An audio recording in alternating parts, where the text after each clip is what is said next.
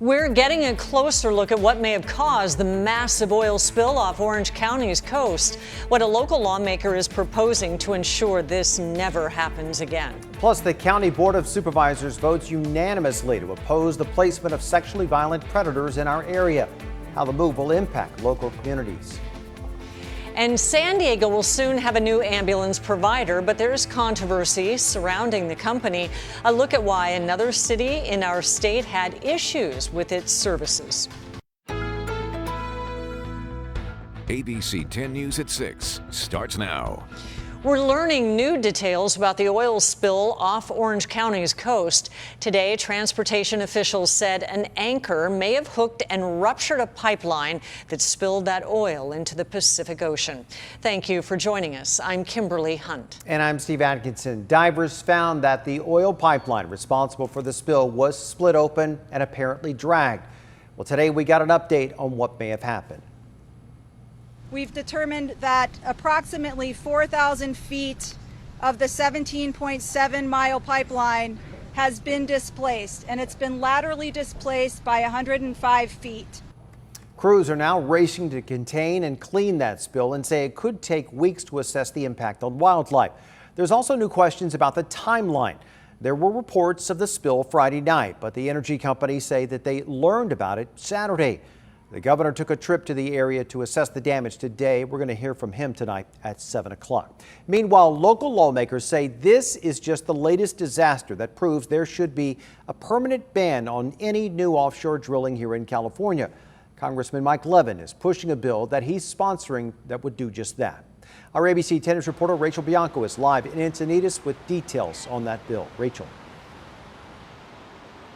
Hi, Steve. The congressman believes it's only a matter of time before some of that oil reaches our coastline. He believes it will be trace amounts, but still, he says there is only one way to make sure that this never happens again. Moonlight Beach busy with people taking advantage of the clear skies and warm temperatures. Just above on this overlook, local leaders are talking about the environmental catastrophe devastating the coast of Orange County. Is a grave ecological disaster. And it's devastating to see the wildlife that are being harmed or killed by this spill. Congressman Mike Levin says this latest spill is more proof that the bill he introduced earlier this year, the American Coast and Oceans Protection Act, needs to pass. Which would prohibit any new leasing for the exploration, development, or production of oil or gas along the Southern California coast, from San Diego to the northern border of San Luis Obispo County. The Democratic congressman took a helicopter tour of the spill Monday. It's estimated the oil is moving south roughly a half a knot an hour. The congressman says it is inevitable it will reach San Diego County. What I've heard is some trace will make its way down, but the real question is how much and when, and we're getting real-time info on that. Dozens of environmentalists gathered to support Levin and his push to end offshore drilling for good. This was a tragic confirmation of what we know far too well. Offshore drilling is dirty and dangerous, and when we drill, we spill. It's not just about nature, it's about jobs, it's about the economy.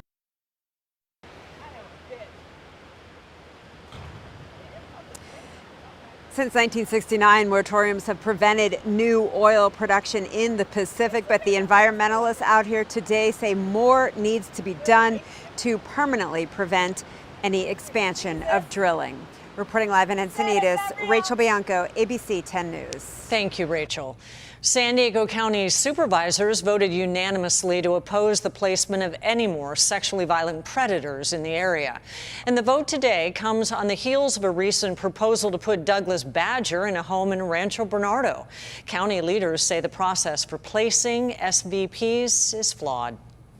To oppose any further placements of sexually violent predators in San Diego County until the California Welfare and Institutions Code are updated to allow local jurisdictions full participation in the release and placement process, including full veto authority. County Supervisor Jim Desmond says there are 5 sexually violent predators that have been placed in the county, with 3 more waiting for their placement hearing. At this point, it's unclear what the vote will do legally. The California Department of State Hospitals, which oversees the placement of SVPs, told us it couldn't comment. And today, the County Board of Supervisors also voted in support of 3 policies to increase the county's investment in wildfire mitigation and preparedness.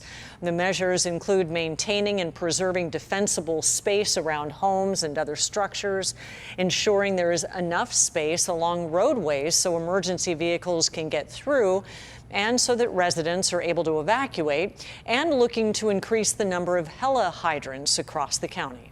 And the county also approved the creation of an Afghan refugee resettlement task force to help those who escaped the country after the Taliban takeover.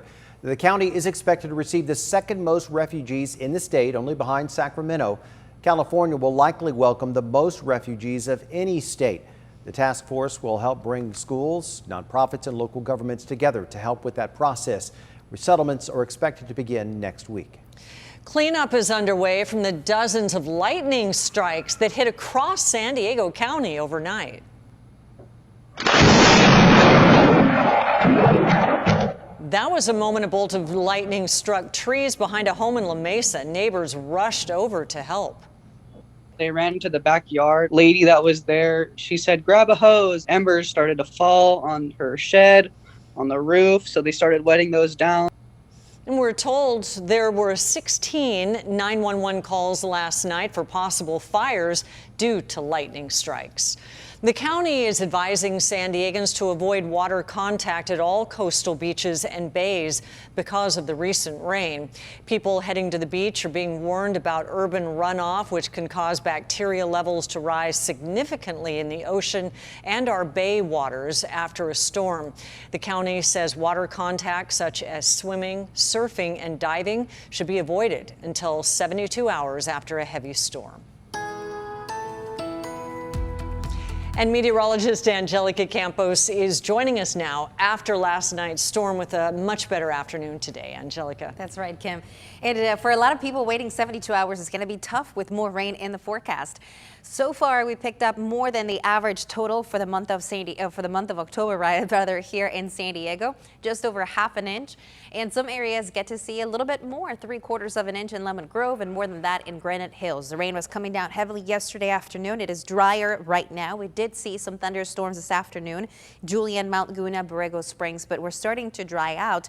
Keep in mind the chance is going to continue. We're going to be tracking another system later this week. Looks like the best chance will be Thursday into Friday. Of course, we'll have much more in the 7-day forecast. All right, Angelica. San Diego's hotel industry is trying to bounce back after taking a big hit during the pandemic. The president of Omni Hotels tells us that they're about 90% full on weekends. That's back to normal, but it's still slow during the week, with the hotel only about 50% full. The San Diego Tourism Authority CEO says that they're trying to encourage companies to resume scheduling in-person business travel and meetings. It's time for us to get our economy back starting to work. And so we need to get back out and travel, and we need to get back out to meet at conventions. Experts say they do not expect everything to fully rebound, at least until 2023. COVID booster shots are being rolled out for residents at a senior living community in Bankers Hill. This comes after CDC approval for the shots for specific groups. Our ABC 10 News reporter Mimi Alcala visited Merrill Gardens and takes us to their booster shot party. Tuesday, residents of Merrill Gardens at Bankers Hill were rolling up their sleeves for a third time. A COVID-19 booster shot in one arm and a flu shot in the other. Get your vaccine. June Malarkey turns 104 years old this month. Living through the 1918 influenza pandemic, vaccines are nothing new for her, and she's grateful for this one. Well, I think everybody should have it. It protects them, and that's enough. Staff at Merrill Gardens put on a theme party for their residents, as they've done for the first 2 shots. This time a space theme, calling it the Freedom Booster, adding some fun to an important day. In late September, the CDC recommended a Pfizer COVID-19 booster shot for specific groups, including those 65 and older. According to General Manager Lori Hansen, residents here range in age from 65 to almost 104, with most in their 80s. Merrill Gardens worked with CVS to put on this clinic right outside of their building. We have 85 residents that are getting it, and almost that many team members, and then outside vendors, our home health, our hospice, are coming as well. It's going to make all of us less worried. For Kathleen Armagida, who says she's been living here for about 18 months, the convenience makes all the difference. I really appreciate not having to figure out how to get to my doctor's office. because I don't drive anymore. I have a lot of friends who don't live here. They live out in the community, and we're all looking forward to having the booster and feeling like we can be less cautious out in the world. Reporting in Bankers Hill, Mimi Alcala, ABC 10 News. And now to the latest COVID numbers for our county. 658 new infections were reported tonight. Sadly, though, 2 more San Diegans have lost their lives to the virus.